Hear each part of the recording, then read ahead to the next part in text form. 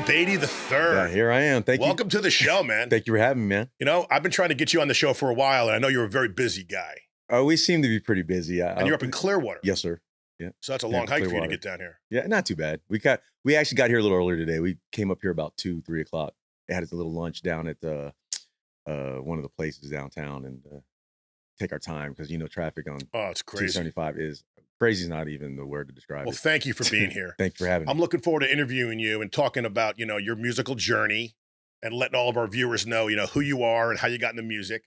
First and foremost, your band is CROSSFIRE Creek. That's correct. You guys are very good. You're very in demand. Thank you. It seems like you're playing all the time, man. It's like you always got a gig. We are right now for the next 2-3 months. We are about 4 or 5 shows a week right now, at the least. So it's been very busy and exciting and fun. So I can't complain. What's your geographical territory? Like, would you say you play? Mostly the west coast of Florida right now, down from Cape Coral on up to Homosassa and in between. But we do get down to the East Coast, Hollywood, Florida. We got our first shows now in Texas coming up this year. No kidding. Yeah, Texas. We got 3 shows in Texas, Alabama, and I think we're working on a couple of shows up in Ohio, private events, kind of a thingy going on. So how long have you been in the band? I've been in the band this will be going into 5 years in October. Wow. Yeah. And tell us your lineup. Who's currently in the band? So right now I call the core 3, obviously myself. I am the owner of CROSSFIRE Creek. And then I've got Oscar, which is my guitarist. He was originally guitarist. He went to bass, but now he's back on guitar. And then my drummer, Brandon. We're like the core 3. We just lost 2 members about 3 weeks ago and replaced with 2 others. So we had a keyboard player and Rick Morgan, who used to play with Soul Circus Cowboys. He's now back with I Soul love those Circus. guys. Yeah, they're the great band too. And so he's back with them. So now I've got 2 guys named Jimmy. He's the guitar player, but he also plays lap steel. This guy is a monster musician. He plays banjo, lap steel, keys, plays a little bit of drums. So he's on the guitar lap steel for right now. And then my bass player is a gentleman named Junie B, and he's up in Clearwater, Tampa too. Fantastic. So most of the guys live in the Clearwater area? Yeah, for the most part. Yeah, we're kind of spread about, but for the most part, Clearwater, Tampa. And how would you describe your music? Is it 100% country? Is it a mix of different types of things? Is there rock in there? I'll say this. We do the country music, the new country music, mostly that's out right now. But everybody's background's a little different. So they kind of put their own little flavor into it.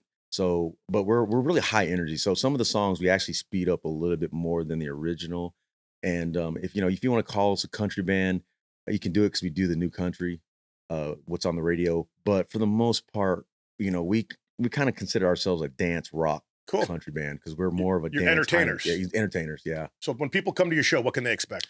They can expect high energy, dancing, just having a great time, and just being there and just allowing yourself to be yourself and have a good time. And you guys like to fire song after song, like boom, boom, boom, boom? No, not for the most. I mean, we try. Honestly, we're still working things out, and I would obviously love to create that where you're one song you can kind of go into the next. But see, I change my set list up every show. I kind of cater it to. We got about 190 songs, 200 songs, and so depending on where we're going, because sometimes we play on the beach, sometimes we're playing at a dance hall, and the demographics and the fan base is a little different. So I try to change it up and makes it hard when you're changing up songs to be able to this song may not always lead really well into the next song. Sure. So it changes constantly. So I have 2 rules, and one of them is know the room. Mm-hmm. So by you doing that, you're playing to the room. Exactly. So by constantly changing up your set lists, yes, that's what you're doing. Because for an example, like Jacked Up, we'll play at the Gator Club, which is a high dance energy, high level dance. That set list will be completely different than when we do a 12 noon down at the biker bar. Exactly. And I've seen bands, and I haven't been doing this very long, but I'm a dancer first, actually. I consider myself a dancer before a singer.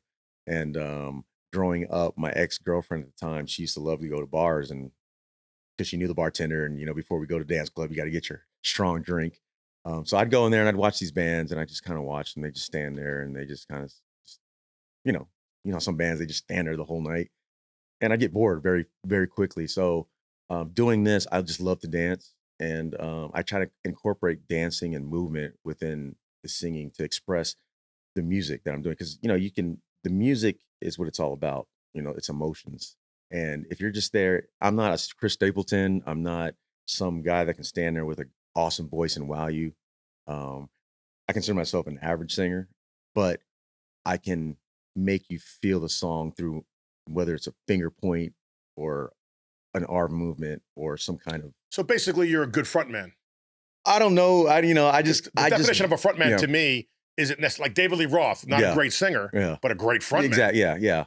And I think sometimes musicians, us as musicians, we kind of think our talent, the way we sing or the way we play guitar or the drums, is what captivates people. But really, people they just want to have a good time. They just want to be part of what's going on. To piggyback on that, I think it's an energy. I think what's happening is you're Mm, creating an energy, you're yes, creating a vibe, you're it, creating a scene. it's So they exactly what it see you up is. there, they see you moving around, dancing, Mhm. smiling. I'm assuming that you're wireless on your microphone. Yes, I am So you can wireless. go into the audience. Yes, and I'm in And ears as you're well. using the inner ears Yes, too. So you can sing anywhere in the room. exactly. Do you purposely play songs that like will have people line dancing, then maybe you'll even get down there and join them?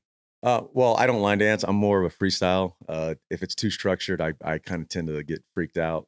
I'm not an inbox kind of guy, and I'm sure we'll get into that a little bit later because I approach owning this band probably different than most musicians and bands have used to. But when it comes to picking songs or whatever, to me, if I know we're going to like say like Joyland, well, Joyland's probably changed from last time I've been there, but like the Cowboys dance hall up in Clearwater, it's a dance hall where line dancers are. So I'll cater my songs to that. So would you say that's more of a proper country bar? Yes, yes, yes. I mean, they want line dancing. You better play those songs Right. exactly how they Like, hear yeah, it. Yeah, sure. exactly, exactly. I have a question. I'm not a big country guy. We play Mhm, country music and I do enjoy it. But what's the definition between old and new country? For an example, mhm, I know new country, you just made a statement that's on the radio right now. mhm. But when did that start? Like, is Garth Brooks, was he considered new country at the time? You know, Or is now he's considered old country?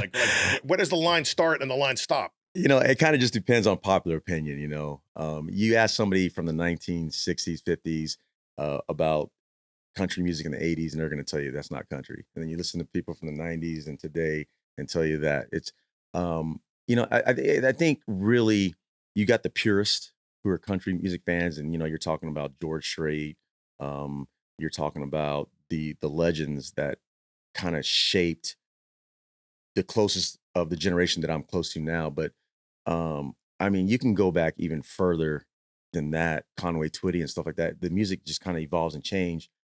But and that's one thing I don't like to try to get caught up in because folks will talk about country music like today. You take it seriously, right? Yeah, the purists especially because you can get those folks that like, let's face it, country music today, most of the songs it has to have beer, truck, cowboy boots, and you throw in a banjo and a twang in there, and it's country music. Um, but back the real country music and why I really love country music is because it kind of tells a story. It's something country music to me is about everyday life that people can relate to. Now, that's kind of in a lyrical form, but you can still write music that talks about life, but now the feeling of it changes. Um, a lot of the folks when you hear country music, they think of that slower twang, like "Tater in My Beer" kind of slow stuff. But a lot of the songs today are they're very poppy rock. Um, Overly produced, perhaps. yeah, yeah, Well, I mean, listen, Taylor Swift is obviously hitting a home run. yes, And she's, the richest, most famous, most yes, popular, and she sells out stadiums. yes, And perhaps maybe a purist might find her music to be blah. exactly, yeah, And but their kids and grandkids love it, yeah, right? yeah, But here's the thing: Garth Brooks came on the scene. Okay, Garth Brooks changed everything, man, yeah, yeah. because he came out in the '90s, Hmm. and I think that was the boom, man. Ticket sales. I mean, he has a documentary on. I Hmm. think he has two of them actually on Hmm. Netflix, where he talks about coming into the business, paying his dues, and then he just took off like a rocket ship. Yeah, And I think the internet started coming out, MTV, like there were reasons why his media expanded, yeah. Um, and so would you consider where do you place a guy like Garth Brooks in your opinion? Like, Um, you know, again, I don't like to put people in categories because everybody is art is different, and we like to tend to put things in categories because it makes us feel safe. This is country music, this is rap. I mean, even if you go into the rap scene, like you listen to, have friends that listen to rap back in the '90s, and they talk about the mumble rap today. It's not rap, and every generation is different. yeah, And for me personally, music is music, man. If you want to if you want to get mad at me and say that my music's not country or this or that, that's your problem. You don't have to listen to me, you know. But I I'm Crossfire Creek. Let's say I'm doing Crossfire Creek. I cover the new country. Now, most of our fans aren't even country. Our number one comment is I don't like country, but But they're having a good time. they're having a good time. Okay. And most of our fans that see us for the first time, they think those are our originals. They don't even know like they're Sure. our song. They're Some like, of the younger kids, right? yeah, they want to ask for our. I'm like, well, that's not our music. Oh, look, you don't do that, you know. But again, to answer your question, I don't like categories really. You know, if you're having a good time at a Crossfire Creek show or a jacked up show, just have fun. Why do you got to sit there and pick? Oh, this isn't country. Oh, this isn't rock. Oh, this isn't. You know, it's just you're having a good time. Okay. You know, we're here in the moment, man. Fair enough. That's yeah, that's what it is. So let's talk about your early days. Okay. Let's talk about when you were a kid and Okay. you were listening to the radio. Yeah. Maybe you were involved in school plays or Uh-huh. school musicals, or like, how did you come across music? How did you find music? How did you start out? Well, my dad is a musician. He's a trombone player. He played in the Air Force band, um, and he originally got me playing trombone. So if you can imagine, like an 8-year-old trying to carry a trombone as in middle school or elementary school, probably pretty uncool. Um, but my dad played it, and so I started playing the trombone. Um, but I really sang. I'm half Filipino. I don't know if you know us Filipinos. We love karaoke, and we're pretty good at it. But I've always sang. My mom sang. My dad sang. I grew up I was born in '74, and I grew up in the '80s. So a Really, lot of music in the house. yeah, a lot of music in the house, and a lot of influence. My dad listened to everything from Stevie Wonder to Johnny Cash to classical to orchestras to symphonies to you name it, Motown. I grew up with all. Yeah, I mean, there was a lot of radio. I'm from New York, and there's a lot of radio stations. So they had a station for every type of music. Exactly, yeah. So you had a lot of choices. Yeah, yeah, exactly, yeah, back in the day, so Well, good. So, what are some of your favorite bands right now? Like, do you get to go to concerts? Or are you so busy you don't yeah, even I don't really you get even to get go to out? concerts, and to be honest, as a guy that's in a band, I'm not a big band guy. I love dancing, like, dancing is like, for me, if I had a Saturday night right now or a Friday night, and if I still could, if I was young enough, I'd probably go to the club and dance my butt off, Cool. and I'd close my eyes and, just dance. You're probably getting a good workout too at the Yeah, same time. yeah, well, I'm 50, I still try to keep in good shape. So, but yeah, I mean, as far as bands, I'm a big Creed fan. I love Creed, Scott Stapp. When it came to live music, I really got probably into live music in the '90s with the grunge bands, Pearl Jam, Stain, going into Linkin Park, Creed, like I mentioned. Um, but like the older bands, like Led Zeppelin, stuff like that. I actually lived in Mexico for 8 years, from 2011 to 2018, 19. And believe it or not, like Led Zeppelin, I didn't really hear about them until I was in Mexico, because in Mexico they're a little behind um, as far as when it comes to music. And like that's when I really, I guess you could say, opened up to live music and really hearing about Pink Floyd, Led Zeppelin, and things like that, from being in Mexico, really.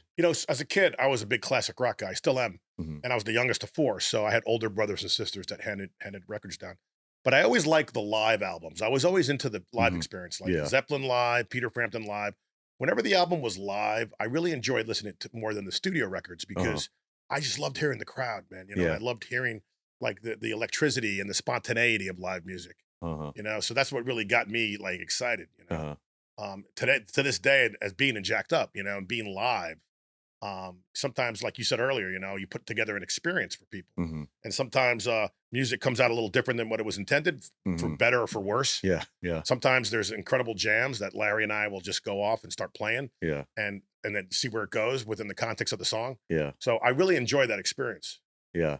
Well, again, it comes down to who you're playing in front of. I find that a lot of our audience members, if we seem like we're gonna jam too much, they kind of like are like, all right, let's get Reel it going. in. Yeah, let's reel it in.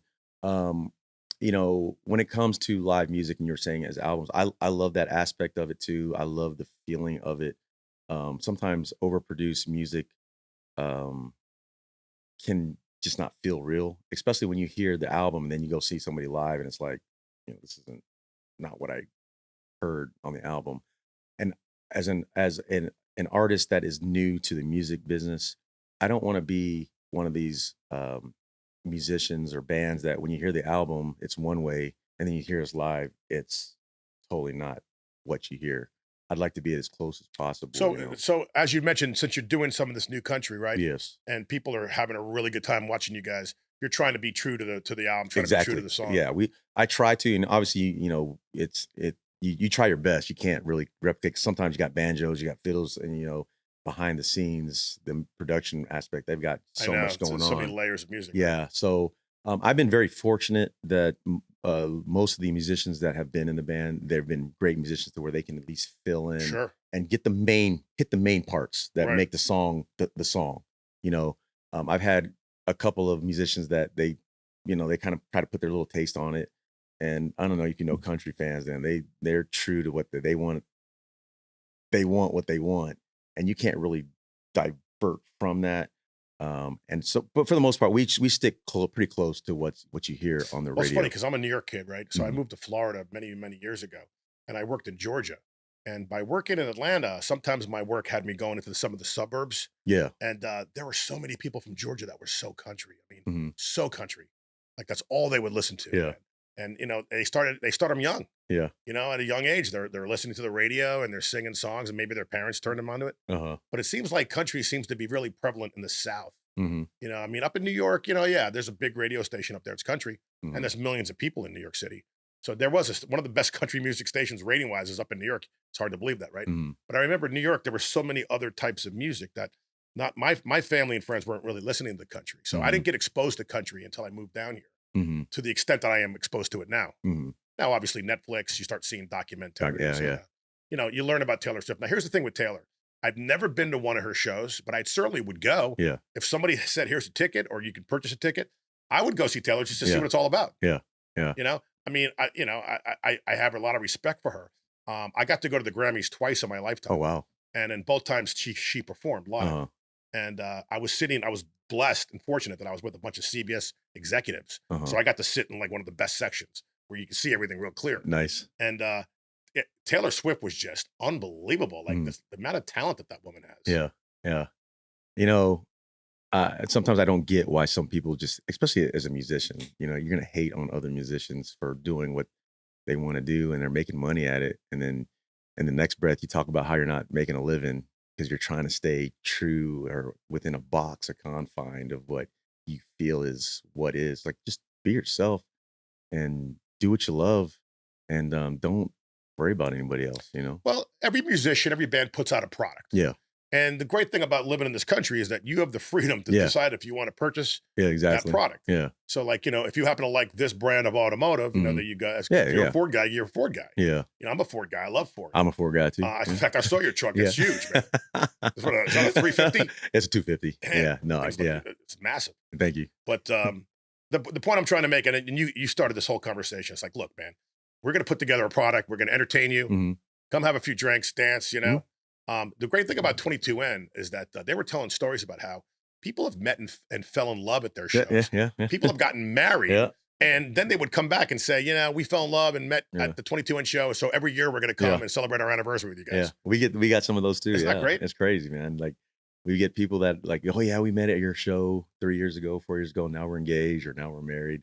We get folks that were just down here on vacation from Ohio or up north somewhere, and now they plan their vacations around shows that we have. It's just a crazy Now, are thing. most of your shows 2 sets or 3 sets? We do 2 sets. So is it usually a 3 hour show, like a 7 to 10, Well, 8 to hour. 11? Yeah. So it's so if you're doing a 4 hour block, Mhm. let's say you're contracted to go 8 to midnight. Okay. You'll just turn that into 2 big sets. Exactly. So 9 will go from. So you said 8. So we'll go 8 to 9:45. That's a long set, Yeah. dude. Yeah. Yeah. But it goes by fast, man. And then how long would you break for? It depends. So I'm a very hands-on, very observant person. I'm always watching. I'm looking, I'm seeing if people are leaving. If I see like people are starting to get a little antsy, then I'll get on there a little earlier and come back. Because I'm not there for me.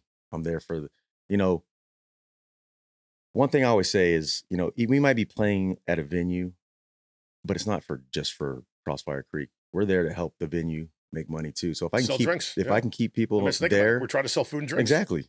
And it benefits you because if, for example, you know, you got a couple there that's there for a meal. They're not there for the band. They're just there eating, right? And then you start in the middle of their dinner And if you capture them, but if you're only playing for an hour, now they're like, well, they're like, oh, great band, but they'll most likely leave, you know. But if you can keep them there for after they get done eating another hour, hour and a half, now you've kept them there. Our greatest problem is most of these places we play at, they've got 3 hour table wait time because nobody leaves. And I noticed that in the beginning because when Crossfire Creek started, we play for an hour. We do 3 sets in a 4 hour night. We do 3 sets and we'll do like a 30-minute break. But you'll realize, people start leaving and then you take them 30-minute break and people are just, I think 30 minutes is too long. yeah, We used yeah, to always do 30-minute breaks. yeah. And now we've shortened them up because just to your point, Hmm. people may leave. Hmm.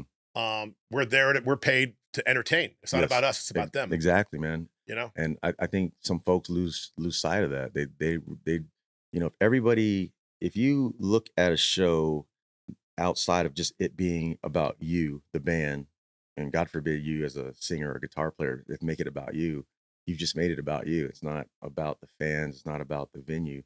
But if you can keep people there, and when you come back to that venue next time, you got a bigger crowd, you can ask for more money. and I think another important part is the relationships that we have with the venues. Hmm. So, for an example, I usually lay out my entire calendar. Like I'll book my entire year Hmm. in like July, August, September, book the next year. Yes. And a lot of the venues that we play at, and I think we have a couple common venues, but a lot of the ones we do, it's like a monthly appearance, Hmm.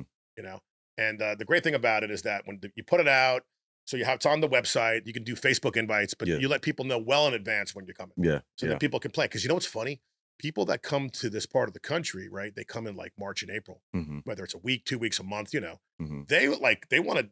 They come down to do things like they want to go to seafood festivals. Yeah. They want to go to the Cortez thing. They want to go to the country thing. They have a whole agenda of things that they want to do. Yeah. Like there are people that show up in jacked up shirts. I only see them like 2 weeks out of the year. Uh-huh. They bring their shirts, they put them on, they come to the jacked up shows, then they go back to Michigan. Yeah. Yeah. Yeah. Yeah. Um, we kind of do a little different. We don't try to hit up. I think maybe we probably do Stoudemire's probably the same, right? Yeah. Probably Stoudemire's. We're gonna be there tomorrow night. Oh, Actually. really? Yeah. Okay. Yeah. It's jacked up at Stoudemire's tomorrow. You hear that? We were just there, I think, 2 weeks ago. So we don't like to go to places monthly. We try to wait once every 3-4 months because we try to make ourselves rare. Sure.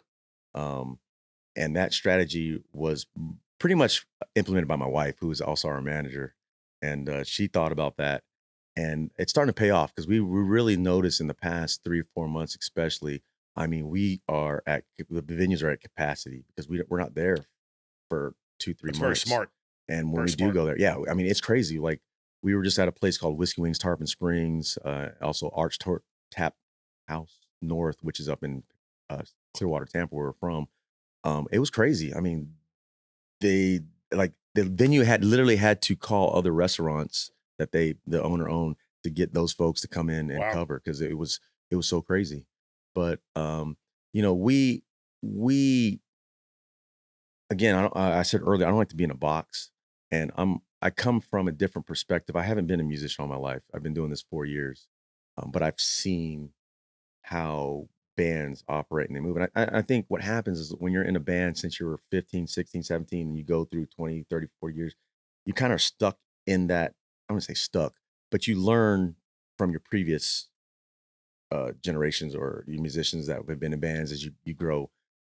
And they kind of do the same thing because everybody in the music is like, oh, I know what it takes to make it, right? I've ran into so many like, oh, I know what it takes. And when I'm thinking, I'm like, well, why are you still here? And I have no fault with somebody that comes in and they try to tell me exactly what I need to do. But at the same time, I try to just take what I feel applies to Crossfire Creek and then apply it to what I feel. I go by a lot of feelings on Well, things. you know what? The bottom line here, man, is you're creating art when you think about it. Yeah. Yeah. You're an artist. Hmm. So, the music you pick, the way you perform that music, what you Hmm. wear, how you dance, how you act, you're Hmm. creating something. So Yeah. to your point, this is your band, this is your Hmm. baby. Yeah. So you're gonna do what you feel, and maybe you not being in the industry, Hmm. and coming to it late Yes.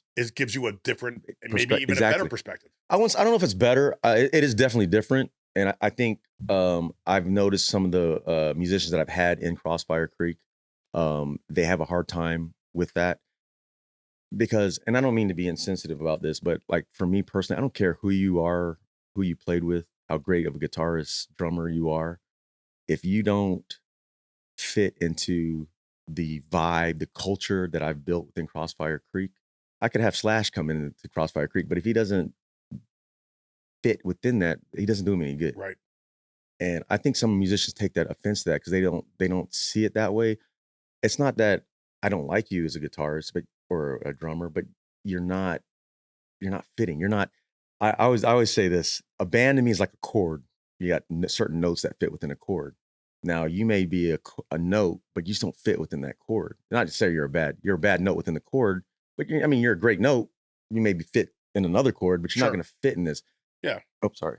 But I don't. Again, I don't care if you opened up for whoever back in 1980 or 1999. What can you do for Crossfire Creek 2025, Yeah. April I agree 1st? with that statement. I think it's about personality, Mhm. right? It's about how somebody handles themselves, Yeah, right? yeah. It's about how they fit within the team dynamic. Because let's It face it, it is a it's team, it is a team. It's a team. right? It's a brotherhood, man. So like I agree with you, man. Like I've auditioned really, really good players, Yeah, and maybe some of them even rest on their laurels about what they did 20 years ago. yeah, yeah, But I'm like, is it the kind of guy or gal that I want to have a beer with? yeah, You know, yeah, is it somebody who, I could see, lugging my gear out yeah, at 2 in the morning and then going to the Waffle House, yeah, yeah, yeah, I mean, yeah. because there's those types of experiences are happening. It's like a family, right? Mhm. It's like the good and the bad. Bad. It It all come comes together. together. Yeah. I love the fact that when we end a show, like my sound guy, sound tech James Alessio, he's great. He's a great guy, man. But he's by himself. Like, and he's there sometimes 3 hours before the show. And then if I leave him with all that gear at the end of the show, he's probably there for another hour and a half, 2 hours by himself. So within Crossfire Creek, now I don't make the guys stay and help, but I kind of suggest it. I'm like, because my sound tech to me is another member of the band. Sure. Period. I don't care what you Yeah, say. he's a sixth member. He is a six member because no matter how great we are on that stage, if whatever comes out of those speakers, those mains is doo doo, it's not gonna. Doesn't matter. Now, is that Crossfire Creek's gear or is that his gear? It's his gear. It Okay, is so, his so gear. you contract him to come on board to Yeah, do your sound. Now, does he do all your shows? he does 99.5%. So when we do festivals and stuff, obviously they have their own Right. sound. Now we are getting to the point where we would like for him to mix us no matter what. We try to ask. There's some places we go to like, hey, well, they say we got our own sound guy, but we were like, well, we have our sound guy. He knows us. We'd Right. like for him. Now, some people say yes, some Sure. will no, but we're trying to get to that point where he is doing because Because you want to have the specific thing yeah, sound, we want to be you know. consistent Right. with all the shows we do, and you never know who's got in the And audience do, watching. do you sometimes will use effects on your voice? Like for an example, when I sing Billy Idol, Yeah, I tell the guy to crank up the reverb a little bit more and uh, give me a little bit of echo, yeah. for that some of that, I don't personally ask for it. I leave that up to James. so he He knows. knows. Right. I don't hear it because obviously I'm in my in ears Right. and what I hear is here. Right. Now there's some songs where I'll take it out and I'll hear it and I can hear him put some stuff, on it, but I don't ask him. I leave it up to him to make that judgment because I trust him to be able to do what he does. Is Because everybody in the band using ears? no, no. For some reason, guitarists don't like in ears. But for the most part, we're trying to get to that point. But I'm trying to find a balance because at first I did want everybody on in ears and being ampless. They got digital these days, Sure, and I know it's hard for a lot of the older guys that are used to it their is. amps and things like that. Um, but as a singer, it's naturally when your stage volume is loud, you try to sing louder. Because I'm not. So Right. when I use in ears, I don't use them all the way in. I use them halfway. I like a little balance between what I hear in the mains and what's in here. So if I were to put those in ears all the way in at the mix I have, it would sound horrible. But I have it to where when I have it halfway in, the mix from the mains and what I hear in here is a great balance. Um, but sometimes that guitar amp is so loud that I end up turning it up even more. And then, it's Yeah, just, becomes a race. it does. Here's the deal. I agree 100%. When we go to small indoor places, we all use ears. Hmm. But when we're outdoors, we Yeah. don't. As a bass player, I prefer not to use ears. Hmm. My drummer always uses them. My singer is starting to use them now. Hmm. But my old singer always had them on. But yeah, you're right. My guitar player still likes to be able to hear what's going on around him, Yeah. and he likes the old school. Yeah. So the most important thing And the reason why you have a sound man up front is to keep your stage as low as possible, Mhm. so you have a quality product that's coming out the front of the Exactly. house and it's a nice mix. Yeah. Because there have been times, and it happened in my band too, where you're so freaking loud on stage Yeah. that they take you out of the mains. Yep. So then they're like, well, why the hell do you even have the mains? You Yeah, know? exactly. No, that's happened because when I get a rare break, and not have to sing, and my other bandmate sings, I always go out to the front and just make sure, I ask the sound guy, hey, how are we doing? Or I'm just listening to myself. And sometimes like, hey, I had to take so and so out of the mains. Hear that? He's all the way out and it's loud, So Right. um, but I do get it though, because as the front man, I am the focal point for the band, and I'm also the focal point for the audience. I'm like the middle guy. So if my guitarist isn't feeling it, I'm gonna feel it myself, and it's gonna show probably in my performance.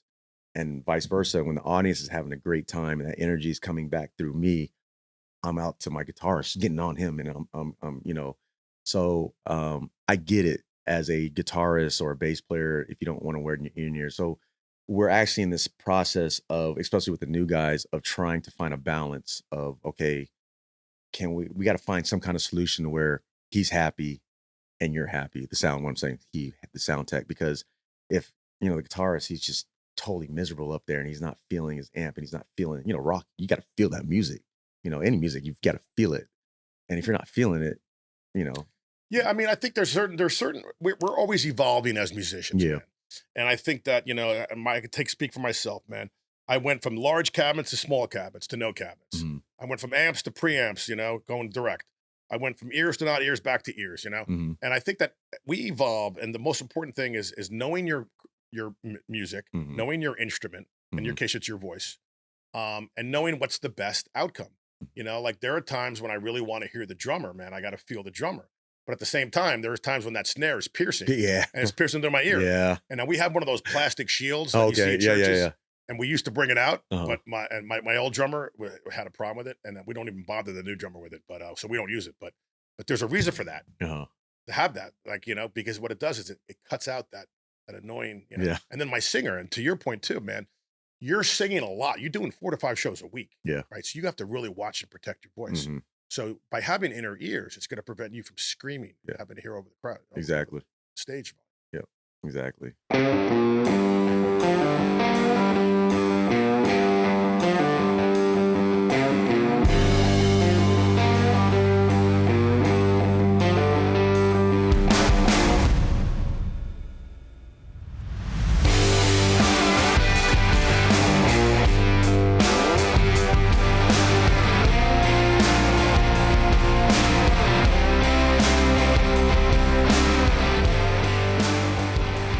Now, what do you do when somebody comes up to the stage, whether it's in the middle of a song Mhm. or it's in between songs or it's on a break, and they ask for a request? What's your policy on I pretend I don't see him. that? Okay. No, I can tell. Like I said, I'm very, even though I'm performing, I'm watching everybody, and I'm seeing who's not into the show, who's on their cell phone, who's just kind of. Sometimes, like I'll see the lady that's just sitting there. She's there with her friends, but for some reason, she's the only one sitting there. So those are the people I see, because I'm trying to get like all the hot girls. They're getting attention already. Um, the women that they seem like they're there, but they're just not there. Those are the ones I try to bring into the show, because everybody else is having a good time. I don't have to worry about them because they're having a good time. I'm looking and I'm seeing who's there, who's not having a good time, and those are the people that I But am. what would you actually say to somebody if they said to you, "Can you play this?" And maybe it's either A, it's a Mhm. song that you've never even heard of, Uh-huh. or B, it's something that you've either are about to play Yeah. or you might have just played it. Like, how do you?